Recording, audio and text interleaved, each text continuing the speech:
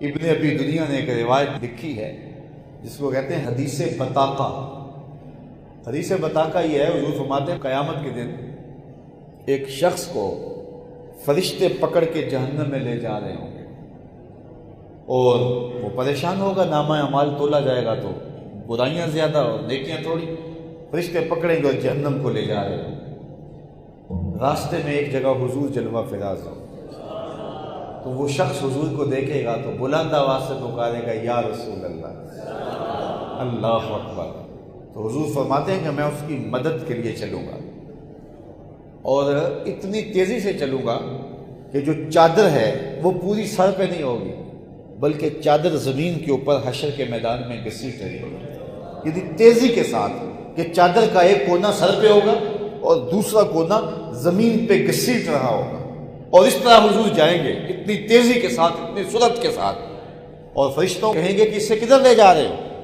فرشتے کہیں گے کہ بندہ نواز اس کے نامہ اعمال کو تولا گیا ہے، نیکیاں زیادہ نہیں ہوئیں، برائیاں زیادہ ہیں، اس لیے ہم اس کو جہنم میں لے جا رہے ہیں۔ تو حضور فرمائیں گے اس کے نامہ اعمال کو دوبارہ تولا جائے۔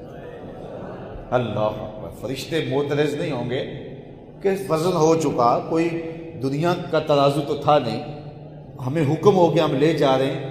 وہ جانتے ہوں گے صدر بزم حشر یہی سرکار ہے۔ دوبارہ ترازو لگ جائے گا، اس کے نامہ اعمال کو تولا جائے گا، واقعی نیکیاں تھوڑی ہوں گی اور برائیاں زیادہ ہوں گی۔ تو حضور علیہ السلام ایک کاغذ کا ٹکڑا نکالیں گے اور ٹکڑے کو عربی میں بطاقہ کہتے ہیں، اور اسی وجہ سے اس حدیث کا نام ہے حدیث بطاقہ۔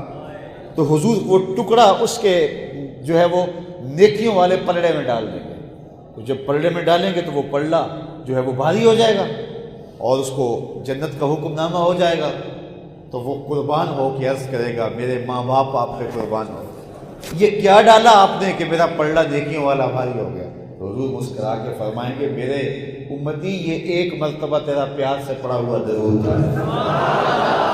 حضور یہ بھی جانتے ہیں کس نے کہاں کھڑے ہو کے کتنے پیار سے درود پڑھا ہے۔ جب درود پڑھو تو اس عقیدے سے پڑھو کہ رسول اللہ سن بھی رہے ہیں، رسول اللہ دیکھ بھی رہے ہیں۔ حضور میں اسمع صلاۃ اہل محبت کی وعارفہم، جو اہل محبت میرے اوپر درود پڑھتے ہیں میں ان کے درود کو سنتا بھی ہوں، ان کو پہچانتا بھی ہوں، ان کی شکلوں سے بھی واقف ہوں۔ کائنات کی کوئی چیز محبوب کی نگاہوں سے پوشیدہ نہیں ہے۔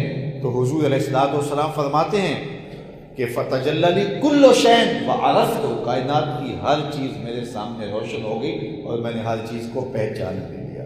اے فروغت صبح آثار و دہور، چشم تو بینندہ ما فی الصدور۔